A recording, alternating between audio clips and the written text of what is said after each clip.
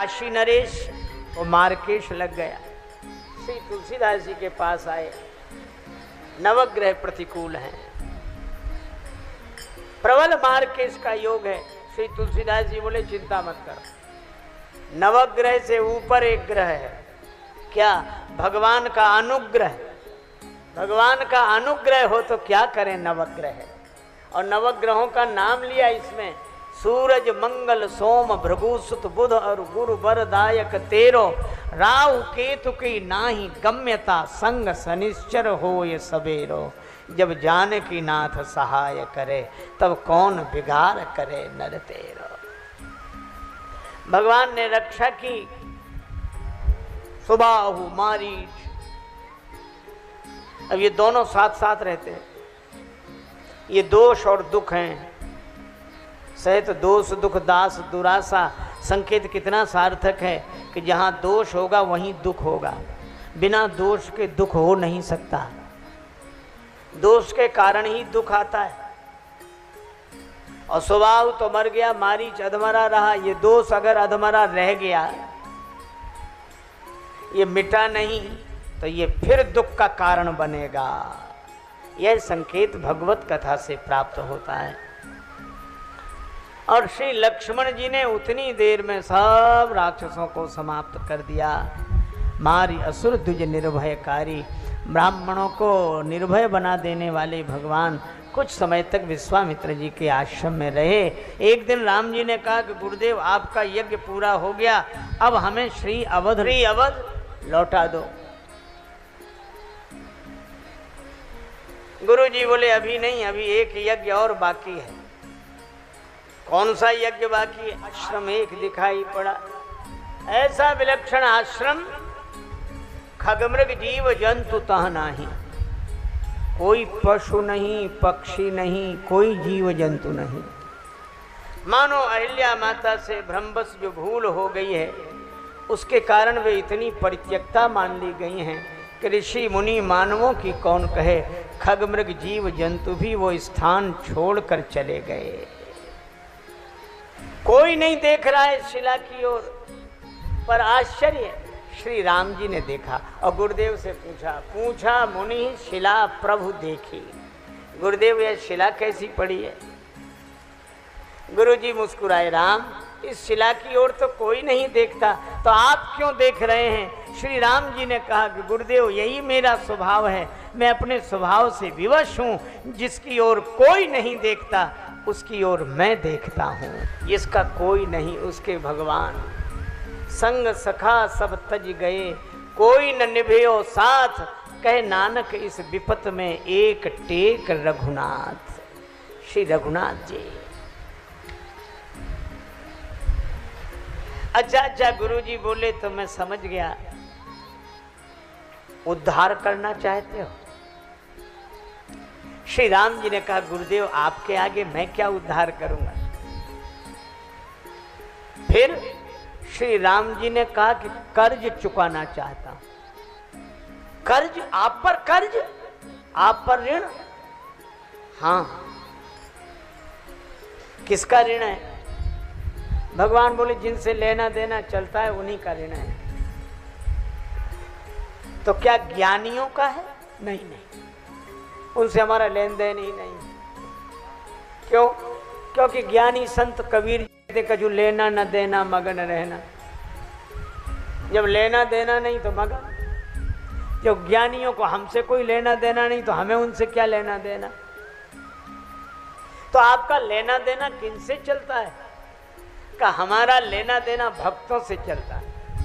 एक भक्त से लेते हैं, दूसरे को दे देते हैं। भगवान श्री कृष्ण से किसी ने कहा कि आपने द्रौपदी जी का चीर बढ़ा दिया, इतना चीर बढ़ते ही गया, बढ़ते ही गया, बढ़ते ही गया, इतना चीर आपके पास कहाँ से आया? भगवान बोले हमारे पास थोड़ा ही था। फिर बोले हमने गोपियों का चीर चुरा लिया और द्रौपदी जी का चीर बढ़ा दिया। एक भक्त से लेते हैं, दूसरे को दे देते हैं। भगवान श्री कृष्ण की उंगली में चोट लगी, रक्त बहा। शोक सत्य भामा की ओर रुक्मणी रोई धाये, बांधन को पट खोजती पटरानी अकुलाए। तब लग देवी द्रौपदी ने देखे यदुवीर, अंगुरी बांधन को तुरत चीर्यो अपनो चीर। कीमती वस्त्र फाड़कर भगवान श्याम सुंदर की उंगली पर लपेट दिया। यह क्या किया देवी? इतना कीमती वस्त्र क्यों फाड़ा?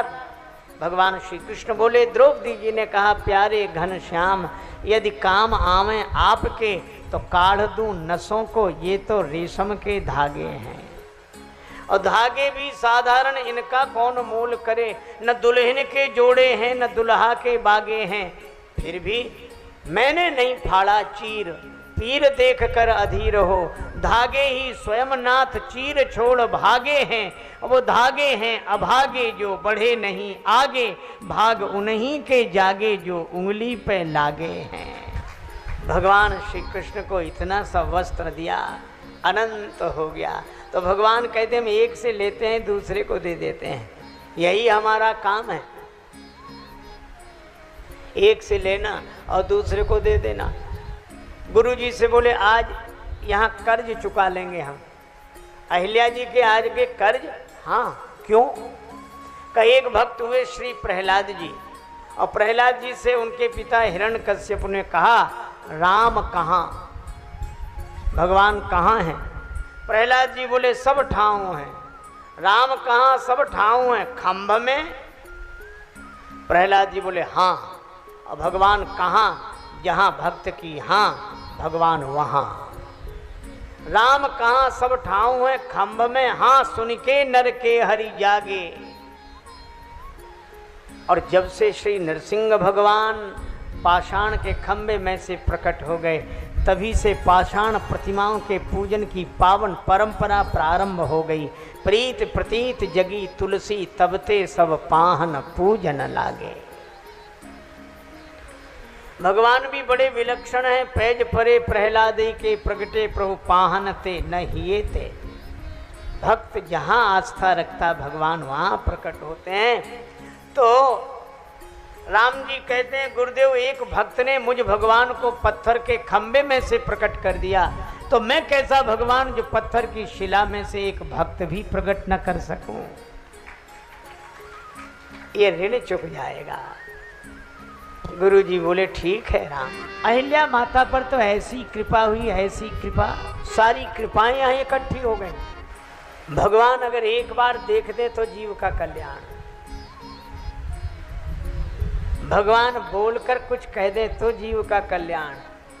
बोले वचन भगत भय भंजन, देखी राम सकल कपि सेना, चितय कृपा करी राजीव नैना। कर परसा सुग्रीव शरीरा, दंडक बन प्रभु पावन कीनो। भगवान के सब अंगों से कृपा बरसती।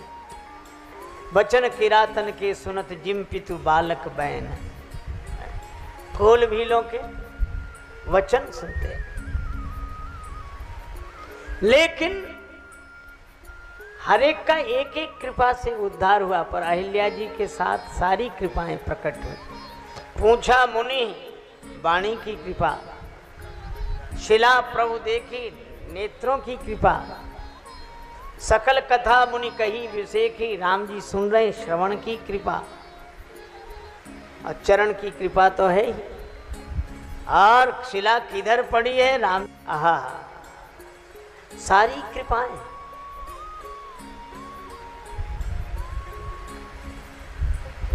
श्री लक्ष्मण जी ने गुरुदेव से कहा कि गुरु जी, इस बिचारी से भ्रमवश जो भूल हुई उसके कारण इतनी प्रत्यक्षता मान ली गई, पति ने शाप देकर शिला बना दिया। यह इस बेचारी की व्यथा है कि कथा? गुरु जी बोले है तो व्यथा, पर गुरुदेव आप कथा क्यों कह रहे हो? सकल कथा मुनि कही विषेखी। गुरु जी ने कहा कि लक्ष्मण यह सोचो, इस व्यथा को सुनने के लिए तैयार कौन है? कौन सुन रहा है? का भगवान सुन रहे हैं। गुरु जी बोले जिस व्यथा को सुनने के लिए भगवान तैयार हो जाएं, वो व्यथा भी कथा बन जाती है।